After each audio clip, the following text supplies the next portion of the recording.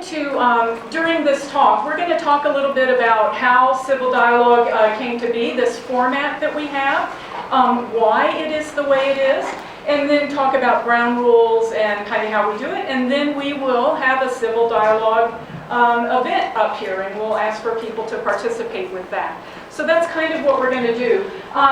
This process that we have here was originally designed by John Jeanette here at ASU for a PhD thesis. And two people here, Clark Olson and Jennifer Lindy, saw so much merit in it and how it could be so beneficial. They've really taken it on, and the three of them have been practicing this and getting the word out about it for a long time. About 3 or 4 years ago, I was just very frustrated. I've always been politically active, at least in my mind and my heart, you know, if not with my mouth, not verbally. But I was very frustrated, and I remember in particular going to one event where everyone believed a different way on an issue than I did, and I felt so frustrated of not being able to speak to those people, and I just started asking around. We need a place to talk about these issues. We just need to be able to do this in a safe place. And this is what I found. I found Institute for Civil Dialogue. So I am very enthusiastic about it and very appreciative of it, and it's a privilege to be able to share it here. So why do we need civil dialogue? Okay. First of all, I think everyone will agree we have very hot topics to discuss, topics that are just very difficult for us to share and discuss with all of the people that we know. It could be parents, brothers, sisters, sons, daughters, or our neighbors, or people across the world. They might be far away, but they're very difficult topics. We also have increased polarization and just a lack of opportunity. And I think that lack of opportunity for civil dialogue is why we have so much polarization and why it's becoming so difficult for us. So if you go to the next slide, and hit one more time. So sometimes I feel like I'm thinking things are a certain way, but I don't know if it's for sure. Pew Research Center has actually done a lot of surveys. They've surveyed people for, I don't know, 50 years, long time, and they will ask similar questions all the time. So Pew Research Center had put out in 2014 some information, and this shows in 2004 they asked people who considered themselves either Republican or Democratic, conservative or liberal. They asked them the same questions, and this shows the kind of responses they got. So it's on a number of issues, and you can see the red side is the people who considered themselves Republicans. The blue is people who considered themselves Democrats. And you can also see the median there. See the two medians of where they are. And you can see that there's a lot of middle ground. There's a lot of gray area where both sides had the same opinion on issues. Go one more time. In 2011, they asked similar questions again. And you can see the red and the blue, and less common ground between the answers, increased polarization there, and also the median for both of those is further spread, okay? And then in 2014, you can see that that median of the two, again, is spread even more, and much less common ground. So this isn't just in our mind, we actually are becoming more polarized. In some of the comments that they made, this is a great report that you can find online. The biggest surges in polarization are the people that are politically engaged. It's also among the elected officials. There's much more polarization there, which makes it harder to enact legislation and find compromise. Not only was there more polarization, but in 2014, 36% of the Republicans saw the Democratic Party as a threat to the nation's well-being. That's pretty serious. So that's not just a difference in opinion, it's more than that, isn't it? Okay? And 27% of Democrats saw the Republican Party as a threat to the nation's well-being. So I think that that speaks even more to that polarization. Okay. How did we get here? It was a slow process. This wasn't something that's just happened in the last year. I think we live with more fear these days. We have less contact with our neighbors. I love my little garage door opener. I can be in my car with my air conditioning on, and I come up and I push that little button and the garage door comes up, right, and we go in. And we have more fenced walls.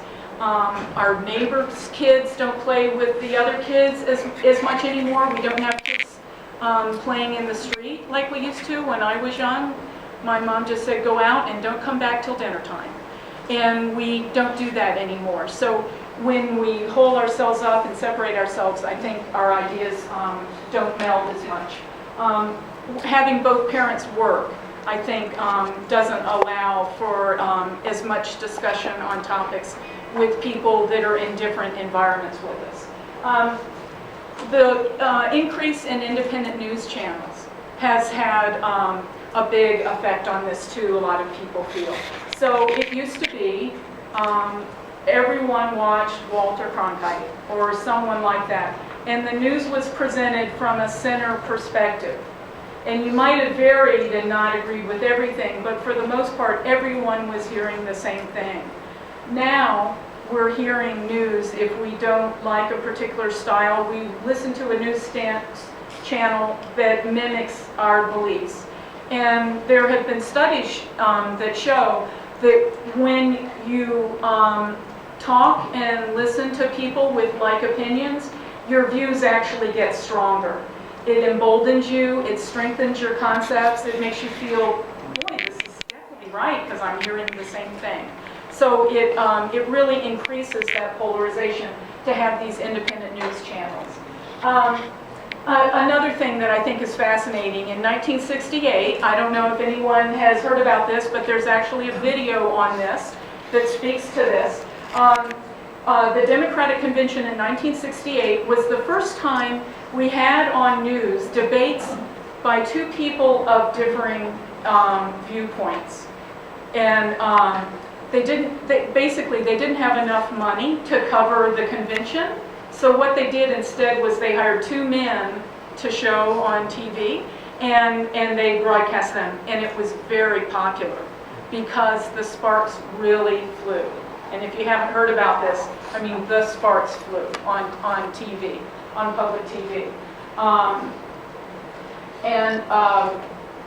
So the news stations realized if I can get two people on the very far ends that really disagree and there's a lot of conflict, our ratings will go up. There was no reason to have that middle ground. That middle ground was boring and didn't create news. You need the sensationalism to create the news and to generate the people watching. So they found that that was important. Here we are. We're in this situation. I think we all agree with it. I just wanted to put one slide up about how we might improve with this. So there's a number of points that we might look at. We might look for common ground. When we see something as a black and white of, I think it should be this way and you think it should be that way, that's typically setting things up for high polarization. And a lot of times there's a lot of other ground, there's a lot of other options. So looking for multiple options, hundreds of options. Try and think of many things to talk about instead of just the two endpoints on a discussion point. Trying to get your news from multiple sources. Try to listen to different perspectives to understand different points of view. And then last on there is practice. So, and that's probably the most important. I listened this morning, I went to a seminar on poetry. And the woman that was leading it, someone said, I'm not good at poetry, I can't do that. And her answer was it just takes practice. You just start. So maybe we're going to start with our civil dialogue with our neighbors and it won't get very far. You know, you may say a couple of things and then the heat rises and you just walk off. But practice is how we get there. We got to where we are now because of a lack of practice, and we just need to start again. Yes? I got a little suggestion for that. How do we improve list? And it is the semantics.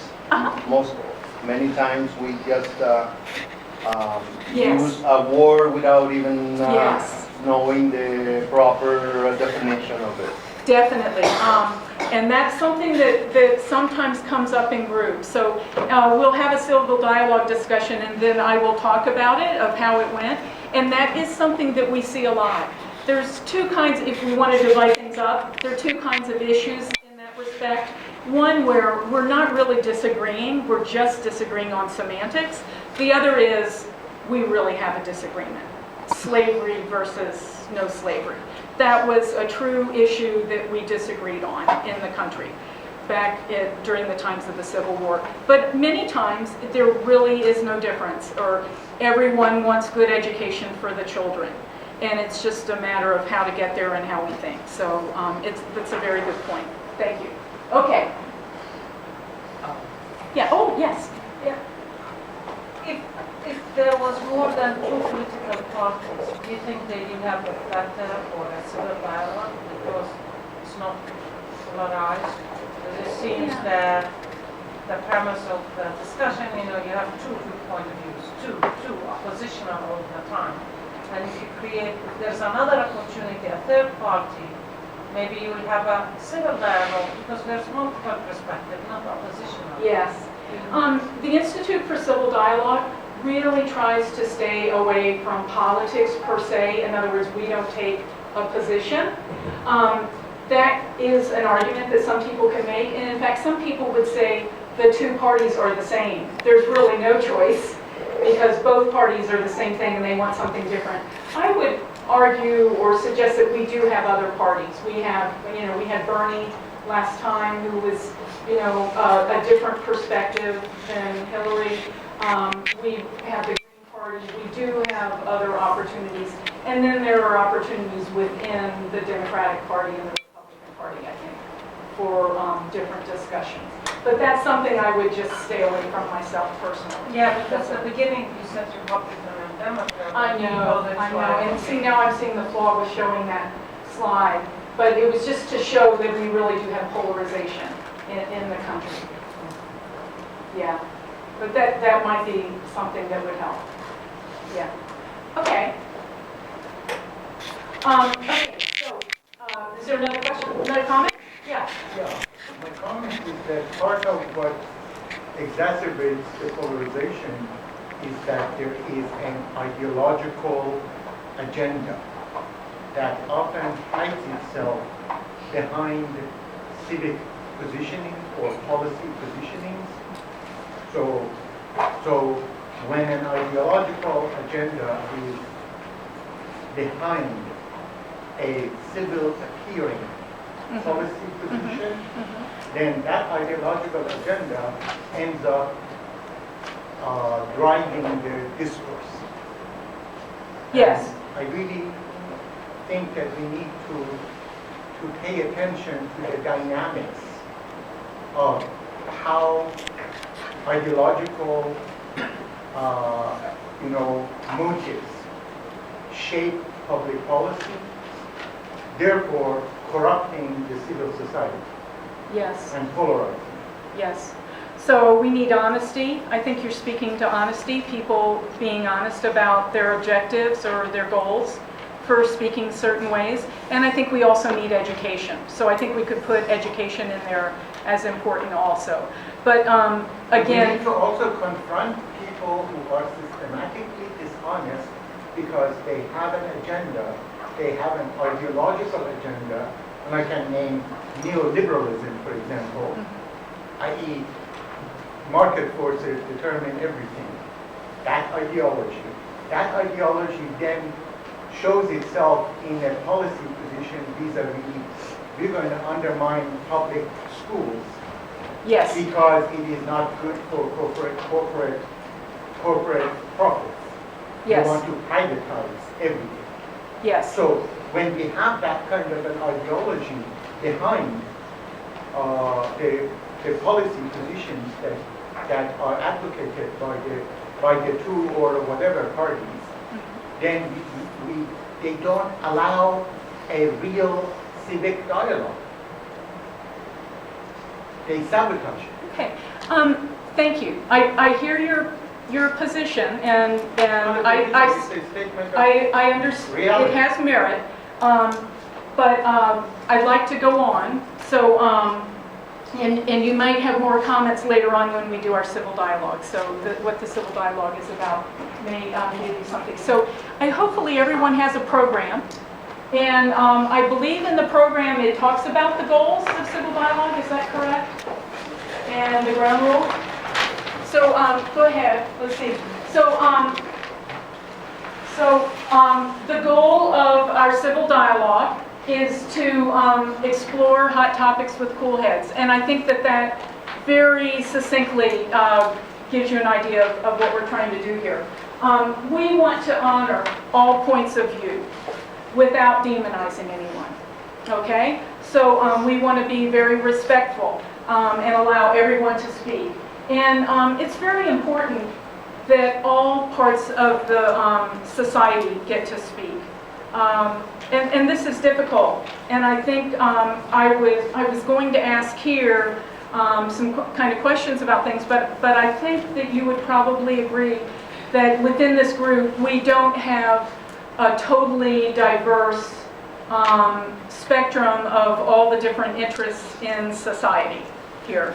Okay, and it would be better if we did. It's difficult to do a lot of times, and that's probably one of our hardest things to do, is to get people from different positions.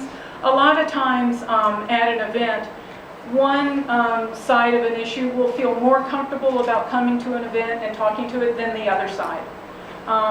And I think that that's been the case in the last year with Trump supporters.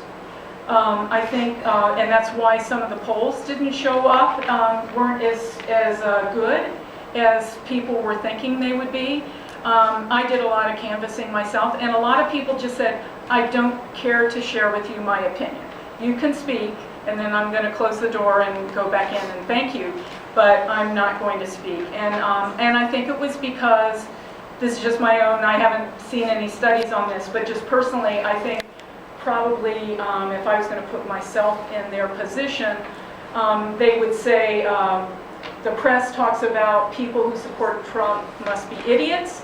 Therefore, why am I going to say I think the guy has some merit and has some good points and that I'm going to vote for him? Why would I tell the pollster that and just start an argument? I've got dinner to fix.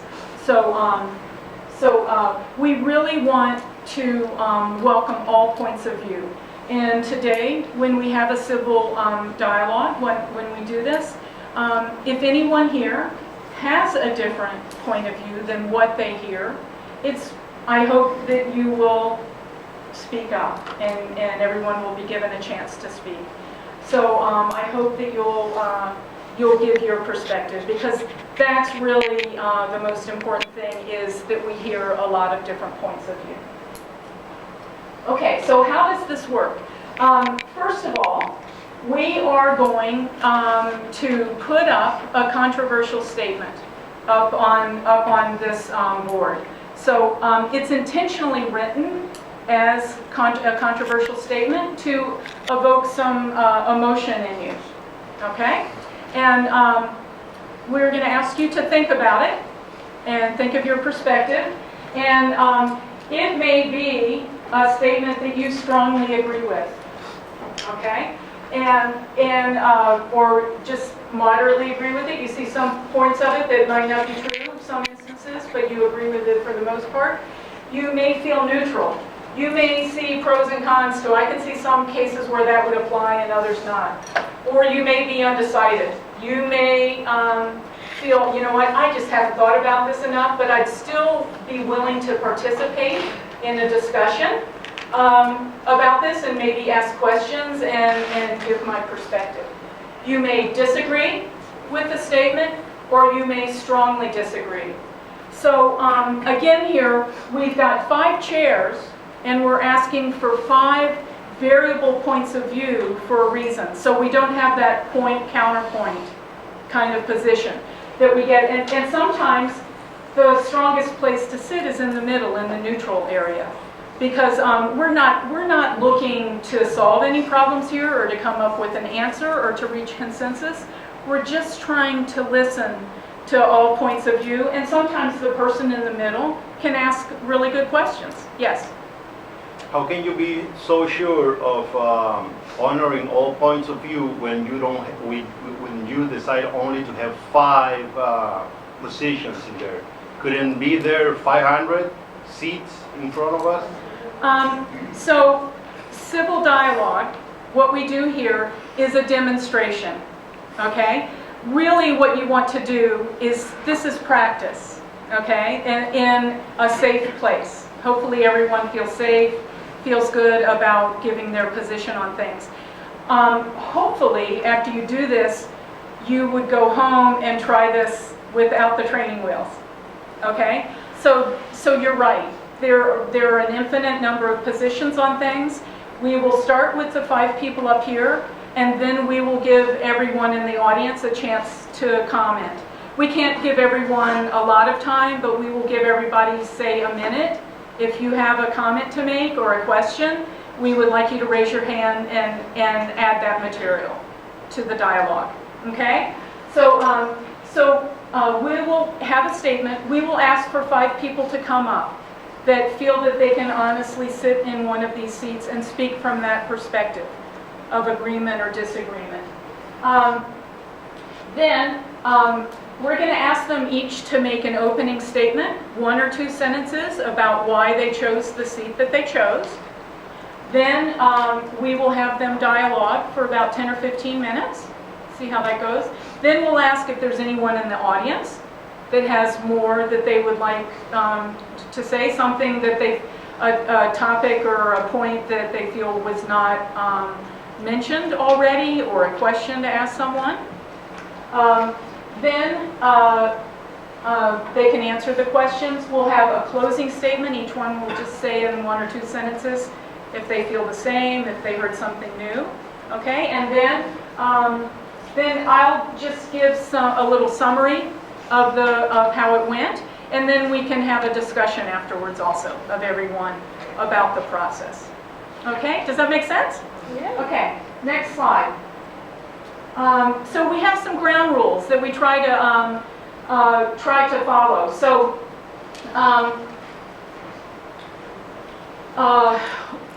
because we haven't practiced this very much, these are just basic guide rules that we think helps to promote civil dialogue. And they're just a reminder. They're on your sheet, so you have a copy of them. We want you to be passionate about this. So if you really care about this issue, we want you to come up and take a seat and be passionate about it, but not hostile to other people. We need to let everyone speak their point of view. One of the best ways to be passionate and not to be hostile and pointing towards someone else, of disagreement with someone else and just speaking your own point of view, is to use I statements. This is how I feel. Okay, if it's that versus you, then it's usually less confrontational. The important thing is to get your perspective across. Okay, try not to demonize anyone else.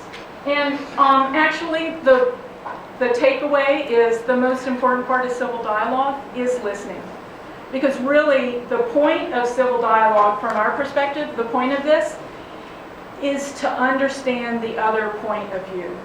You can only work on your point of view and finding the merits and the understanding of yours when you understand the other side. So it's very, very important to first understand the other side. I saw a great quote from Lincoln the other day. He said, "I don't like that man. I need to get to know him better." You know, it's like usually when you find out that you know someone, you have commonality, and then it's easier to to speak and find that common ground and have a civil dialogue. So, let's see, where are we? Questions? I'd like to get started and we'll just do this. Okay, is everybody ready? So let's put up the statement. This is the statement we're going to use. And in the past few months, one of the things that I've noticed the most right now is a lot of people saying, what can I do? I think a lot of people, since this last election, are like, what can I do? I'm ready to get active.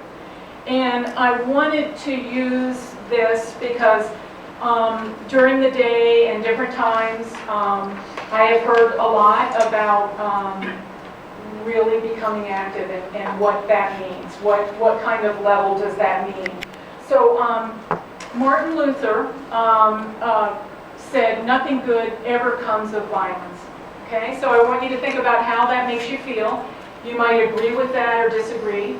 I think some people would say, nothing good ever comes of nonviolence. Okay, I think that there are some people that would say that. Violence versus nonviolence has been discussed for hundreds of years. One of the first people I think of is Gandhi. Okay, in the 1930s, Gandhi walked to the sea, and he started with about 27 people and ended up with thousands of people with him. He was jailed, and nothing much happened for a while. But 20 or 30 years later, when India started getting its independence, that was one of the acts that a lot of people said made a difference. So there could be a question there of if that nonviolent act made a difference or not, or what kind of effect it had. In 1955, the Montgomery bus boycott, blacks refused to use the public transportation because it was segregated. And very quickly, the courts ruled that that racial segregation was unlawful. So that was a nonviolent protest that very quickly had results. But there are other instances. I question whether Wall Street, the Walk on Wall Street, had any impact. Okay, it was a nonviolent act. There were a lot of people out there. I think probably some people got some colds and got the flu and got sick. But in 1992, the LA riots erupted after 4 policemen were acquitted for beating Rodney King. And they caused a lot of destruction, they broke things up, and a lot of people feel that it did have an impact. It brought things to the forefront of police abuse and the lack of job opportunities and respect and lack of civil rights for the black community. So you may feel that that had an impact or not. In 2011, the Arab Spring started out as nonviolent, but a lot of activity happened with that. Protests. I think a lot of people at the time felt that it had a big impact, but I would question now whether how much impact we feel that that had. And Ferguson, Missouri, in 2013, we had the riots after a young black man was shot by a white policeman.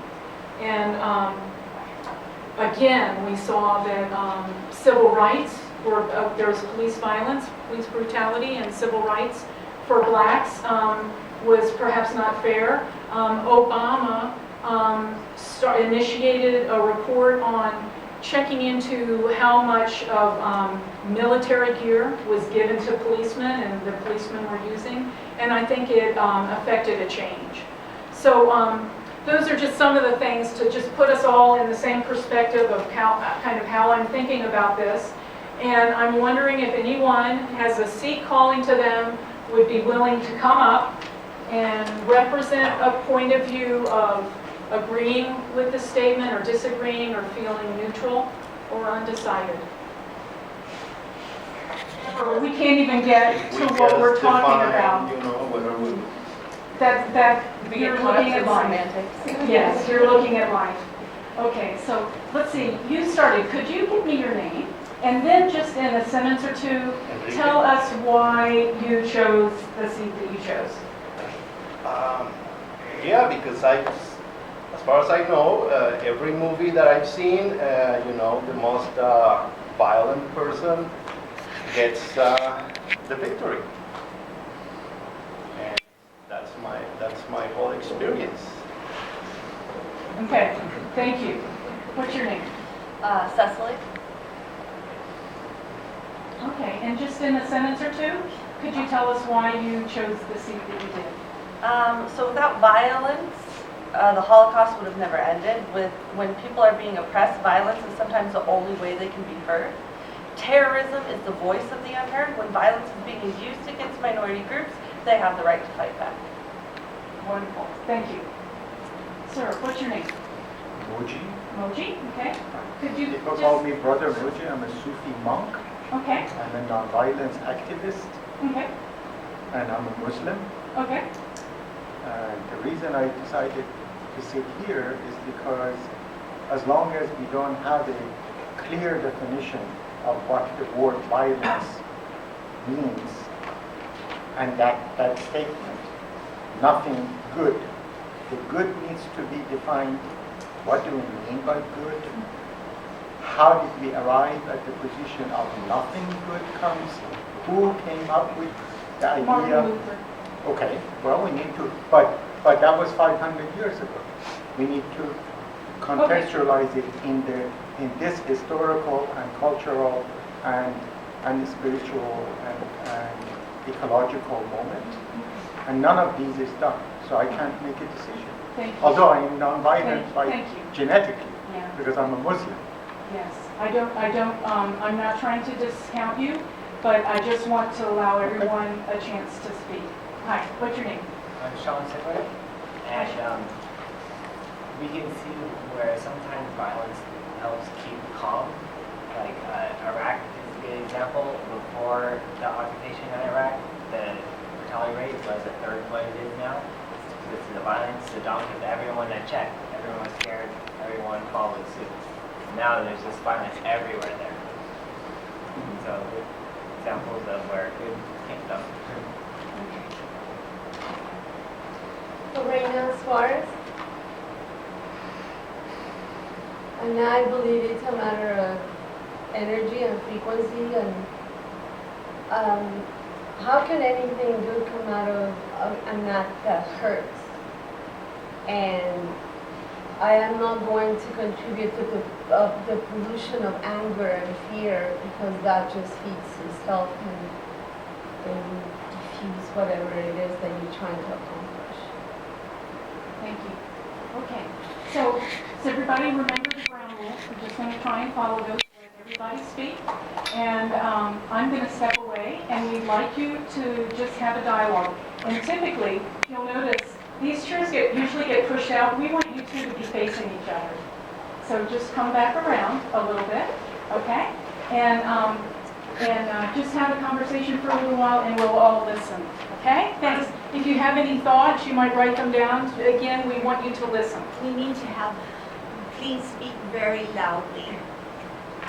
Yeah. And we have the microphones too. I'll help out. You close the first row. So I guess I will. No, they would. I'll be violent. No, I'm kidding. How do you end violence how do you end violence that is already happening without violence? Because there's no argument that violence is already happening. So I guess that's my argument as kind of for you guys. I believe that when you're attacking the very thing that you're up against, like violence, if you feed into more violence, how can it end? And I always live by the motto of Mother Teresa once she was invited to protest the war in Vietnam. And she said, no, I won't do it. But when you have a march for peace, I'll be there. So I believe that that is more effective, and in reality what Gandhi did it was highly more effective than turning into a big revolutionary and instilling violence and promoting killing and hatred, which is what's happening to our country right now. This man in the White House is speaking certain things, but he's acting out other things, and that is promoting racial, social, economic division amongst our, our country. And how can that be good? That's my take. I think you can achieve more with peace than not. And look at us. We've had a trajectory as a human race where we fought, we've killed, we've maimed. Are we better for it? I don't think so. So I think it's very difficult, but we have to learn to operate under a different paradigm, a different set of ethics and human values that encompasses not just knowing that we respect each other as human beings, but animals, the planet, our ecology, and so forth, and we have that disconnect. That biblical attitude that we are superior and above, and I think that's created a lot of problems because humans have this attitude that, well, we can abuse, we can take, we can name, we can kill, and is that the way? No. And just like she said, we're continuing to go the opposite way, and it's very unfortunate because the violence is always going to keep surfacing as long as we are not even talking to each other, right? No, I think that as long as you don't feel secure about your own convictions and who you are, if you have that level of doubt in your spirit and your soul, you're always going to react with anger and with fear and with insecurity, and you're going to try to impose your views on others because to begin with, the way I see it, I see a man that is so, and I'm going to use the man in the White House again, so narcissistic, so insecure, so terribly ignorant, and people are following. And guess what's happening? Where are we headed? I truly believe that we're, in the midst of a civil war in this country, because when they start rounding up undocumented aliens and we start seeing human rights abuses that are horrible, I think a lot of us are going to have reactions like the professor here said, we need you because it's about to get really, really bad. And is that the way? I don't think so.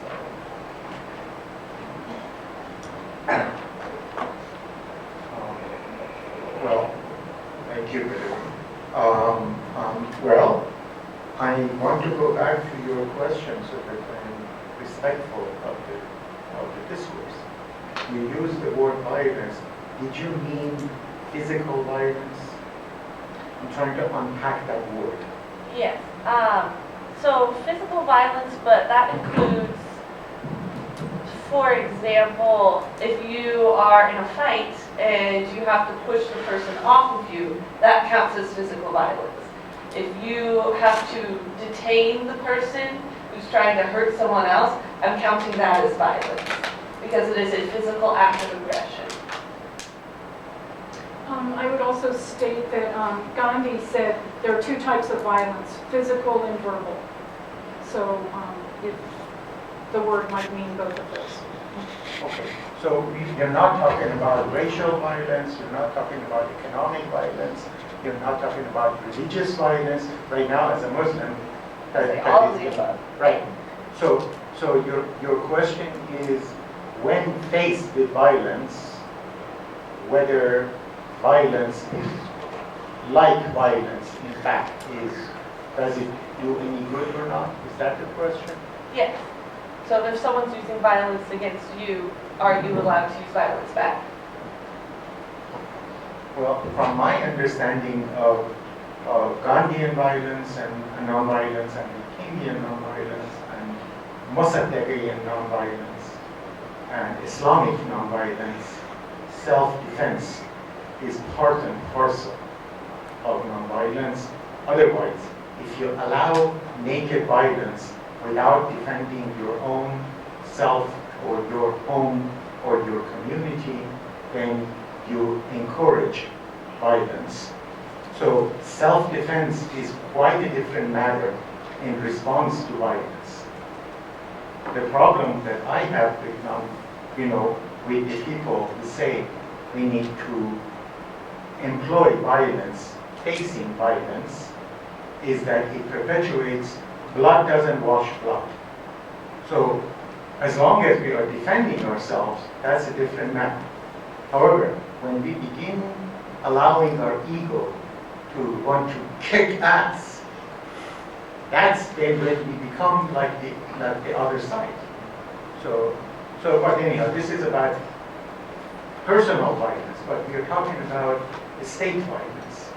We are talking about economic violence that is hidden behind the state violence a lot of times.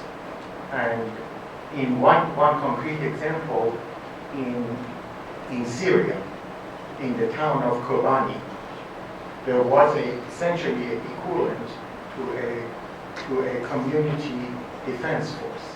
Kobani survived. The women in Kobani are not in sexual slavery. However, in Sinjar in northern Iraq, the Yazidis did not have that civil defense. So you know what happened to their men and to their women. So nonviolence is absolutely, and as a person who has started the circles of nonviolence and community collaboratives, I was up in Standing Rock for a couple of months. I really believe in nonviolence as an absolute basic, foundational Islamic value.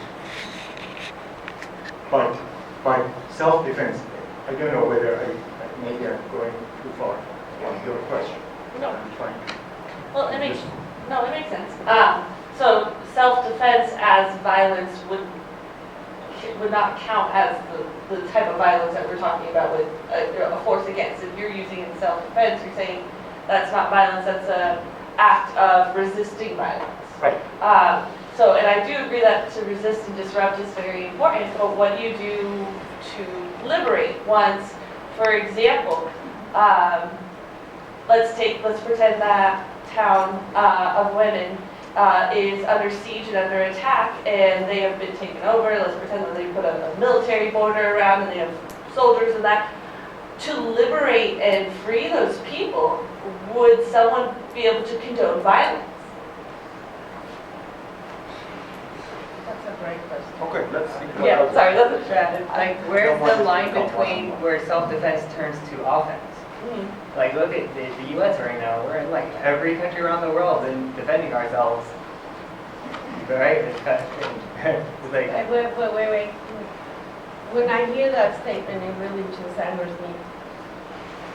Where are we defending ourselves from when we're many times the aggressors? I mean, if you go there, it's like, I'm an immigrant, I came from Mexico, and when you are raised, luckily I was raised in a very privileged world, but I saw the world around me, and you see what abuses to human rights and economic rights are. And so, Mexico is not a country that takes a position to be a power amongst other countries. But when I moved here, I perceived that notion that, America is great, and it is, but that we are supreme. And then I think most often we have to create enemies to justify that we go and fight battles to take away rights from other countries. So I don't think we have to defend ourselves. If we are not aggressors, then we wouldn't have to defend ourselves. That's basically, I could go on another avenue. Well, I agree that we often create the violence, we create the very violence that we are trying to avoid by getting involved in the first place. But there are cases where I would argue For example, it's always on the forefront of my mind this time of year. I teach my Holocaust unit to my students. We read about the survivors and stuff. And without the violence from the liberating armies attacking the soldiers and getting through the front lines and getting to the concentration camps, we would have never found out about how terrible these concentration camps and death camps were, and we would have never liberated those prisoners without that violence that was set into place.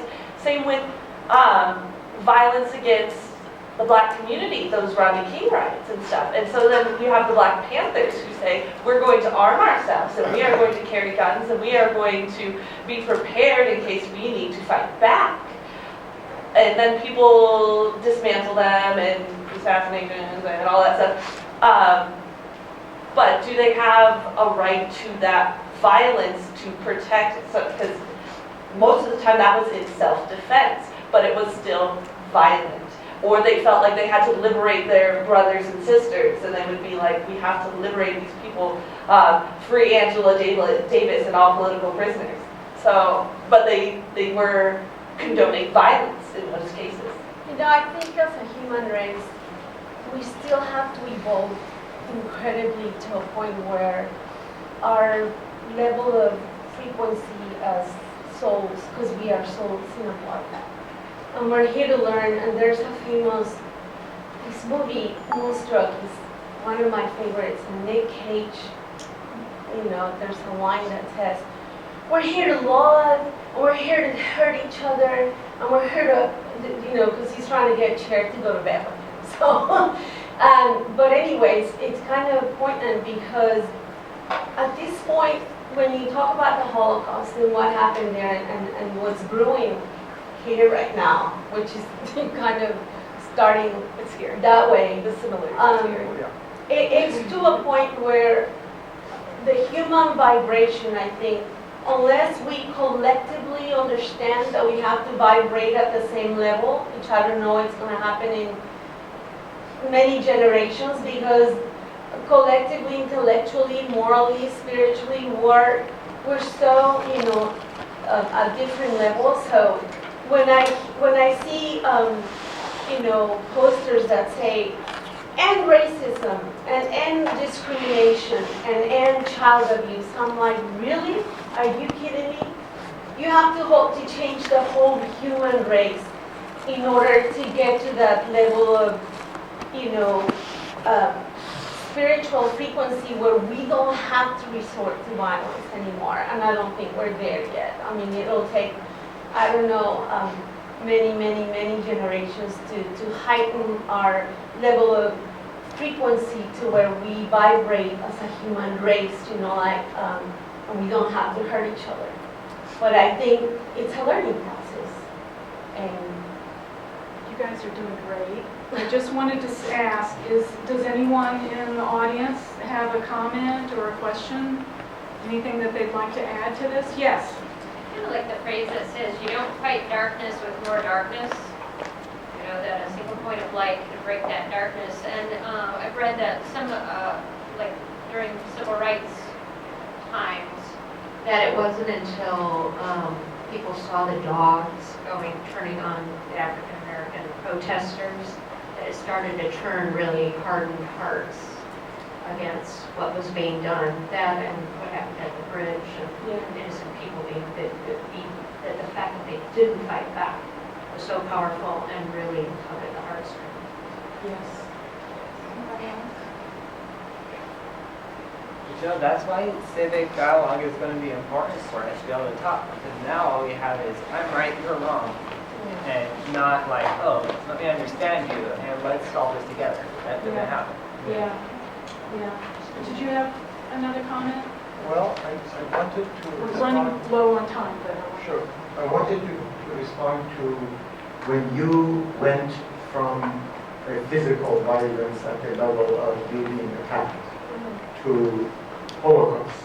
The systemic Right. sanctions. Right. I want to go not as far as Holocaust, but I definitely agreed with the attack on ISIS terrorist positions that were about to take over Kobani. That's called self-defense. However, what we are dealing with in the United States right now, especially when the vitriolic racist, xenophobic violence is being fomented purposefully in order to set the ground for another attack on, in this case, on Iran, then we're dealing with such a systemic, multi-layered levels of violence that I say, whoa, if we, as people who are resisting that kind of violence, resort to physical violence, then first of all, we've committed suicide. The other problem is that we have legitimized the use of violence on the other side by us becoming violent. So we need to have a multi-level analysis of each condition, of each situation that we want to analyze to see what would be a good, in my opinion, non-violent, i.e. Islamic position to take. I want to be, one more comment. I just want to be careful with the time, but What I'd time love to do hear we your have? Go ahead. Okay. So I don't know. I would say that breaking it down, good, nothing good. Good is defined by what? A moral set of values from a particular faith belief system, steeped in a country that condoned even cartoons where the bad guy is deemed as a villain and he's dealt with by hitting him or exterminating him or whatever it is, and the movies and the glory of the UFCs and the watching and the football and the whatever it is. It's all about conquest. It's all about the taking over of from one shore to the other and annihilating a race of people as much as possible and disrespecting rights and not putting a face on it and dropping a bomb on it. And it seems that from a city in Florida that's annihilated to a slaughter of people in one particular region, it just seems like the standing up and the isolationism and the I only want to associate with people of my kind and my color and my culture, and I don't want to appreciate and I don't want to sit myself in and saturate myself with an appreciation of where everyone is and how everyone was given life and breath. And the Martin Luther himself, I'm Jewish. I have a history with Martin Luther, who suddenly turned against his Jewish friend that he grew up with and advocated the burning of the synagogues and the Tanakhs, the holy books, and said that he wanted to see all of them end as a people, and became the mantra for the Nazi regime. So this is a person who made that statement, who advocated violence. So him saying that is such a hypocrisy in the first place.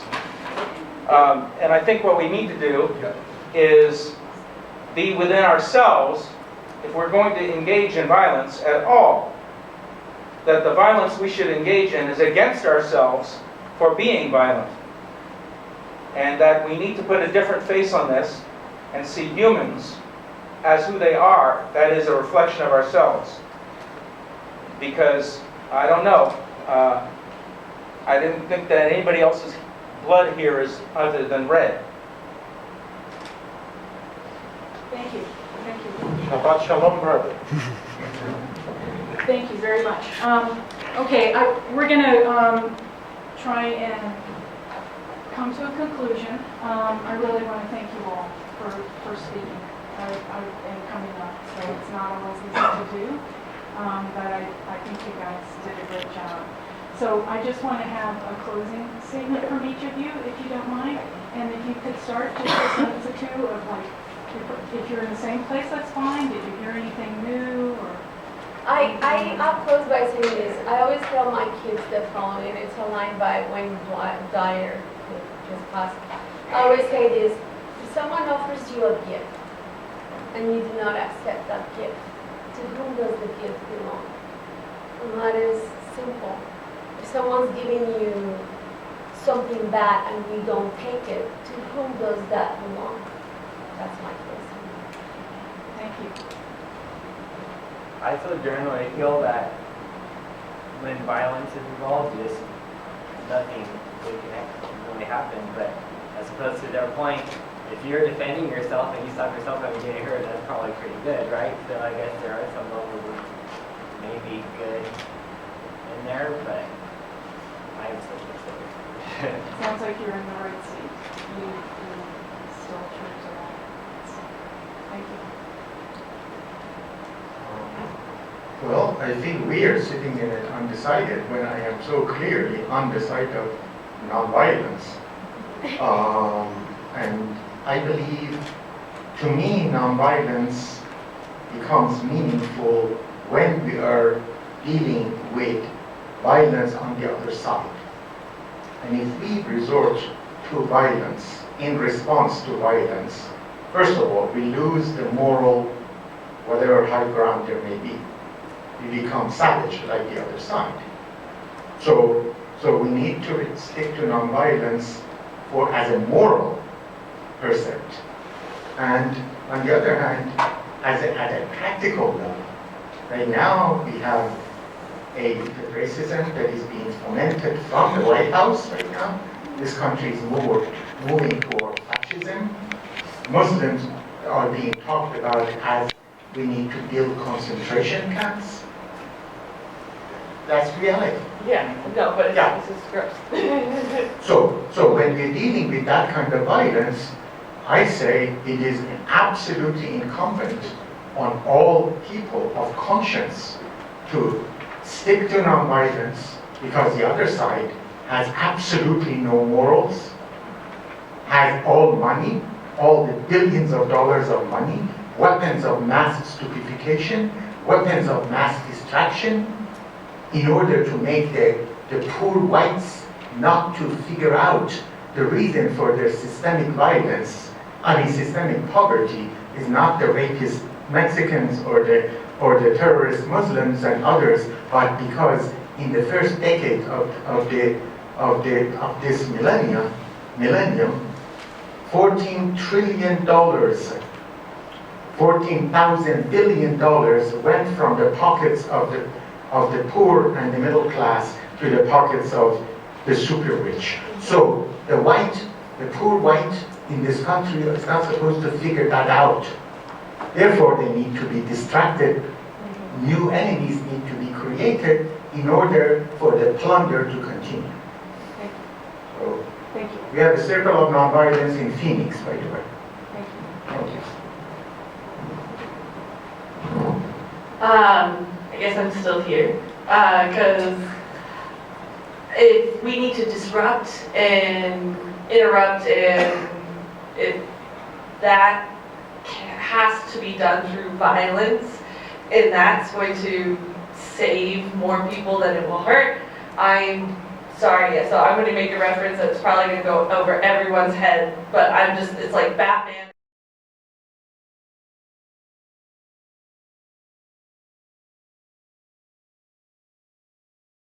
Critically assume and think about, so when is this, or where is it, or if it is actually necessary.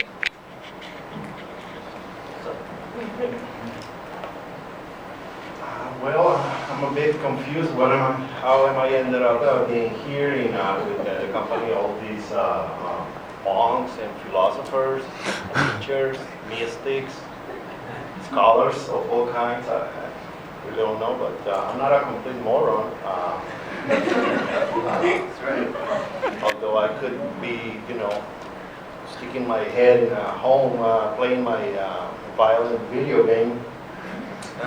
But, it's a long time ago, been decades since I grabbed a book, but I went to school, and the version of science that I was taught there taught me that the universe is it's chaotic, violent cosmos with different species struggling to survive.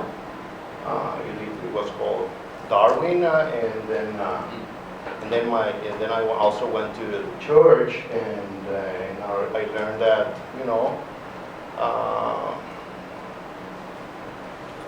couldn't be the genes that makes species different or inferior or superior, but how far are those species or races from God, and so that's the religion and science support my point of view.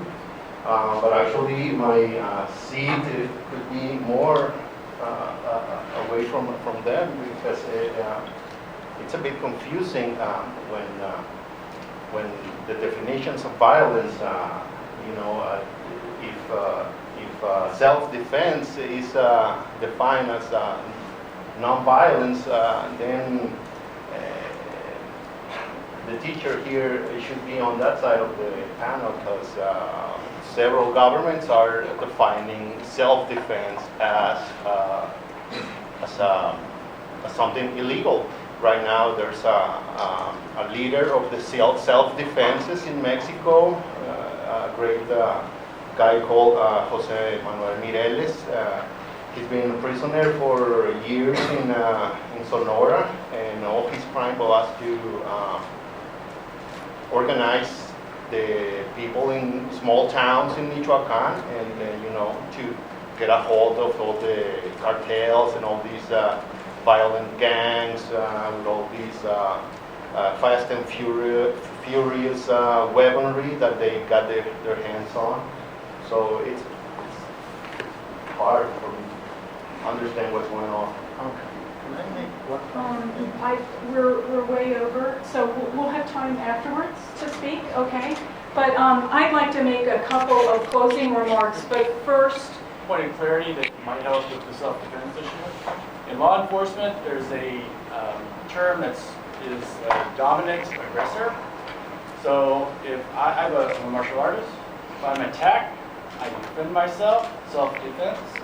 But then this guy really upset me, so I'm just going to teach him a lesson.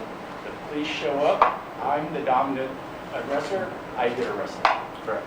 So in practices like Aikido, you use the force of the aggressor against them, you neutralize them, that's the end of it.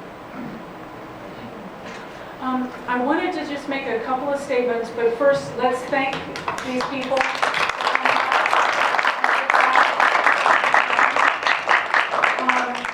I just wanted to talk now, not about the topic, but more the process. Okay, so what we saw today is very typical. We see the typical kinds of responses that we had here. First of all, frustration with the statement. We spend a lot of time trying to pick a statement that we think will not cause frustration. And believe me, we work on it. So I apologize for any frustration that I gave anyone. I sincerely, because I have been on the other side. I have been in the audience and had a statement that I just could not live with. To me, it was trickery. And so if anyone felt that way, it was not intentional. But that's what happens. That is what comes up. So when the group came up here, at first, they spent a lot of time defining terms, didn't they? Of like, what is violence? Okay, so we talked about aggressive violence or protection. Is it self-defense or am I protecting myself?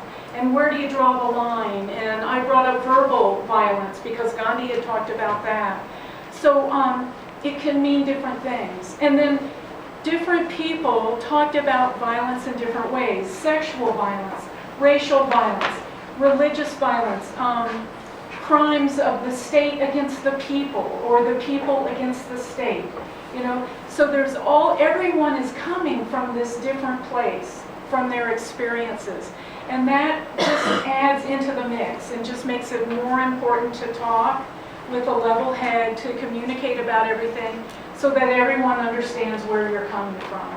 So I felt that for the most part, there was still confusion at the end, but for the most part, what I saw is everyone was sitting in the same place. There was a lot of head nodding and agreement, and so that even the people that were sitting on the left kind of agreed with the people on the right. It was just semantics or how they were defining things. No one up here, I think, was talking about burn baby burn. You know, and you might have that. But I think a lot of times you find out that everyone is coming from a similar position. It's just how that statement affected you and what it triggered in your mind, what experiences you remember. So I saw a lot of that. One thing I really wanted to address, one person mentioned, I'm not an expert, and we all have valid opinions, and that's one thing that's really important to civil dialogue. You don't have to be an expert, and we don't want to depend on the experts to have all of our civil dialogues. It's really important that everyone speak. So I was at a civil dialogue event for Black History Month earlier this week, and most of the people were white that were talking, and the commonality was, I feel really uncomfortable talking about this and giving an opinion because I'm not black. And a black woman raised her hand and said, you have the right to speak, you know, and thinking about it more after I went home, you know, people are in a minority. If other people don't speak up for them and speak and give an opinion, they can't win. You know, we need everyone to speak. So we can't just depend on the experts. Everyone, it's important to become educated as much as you can, but it's also important to share your opinions, ask questions, and promote the dialogue between people. I think that is mostly my comments. So if anyone wants to stay, have more comments, thank you so much for coming. I hope you'll go home and practice and think about this. Join us at other events. But thank you all very much for being here.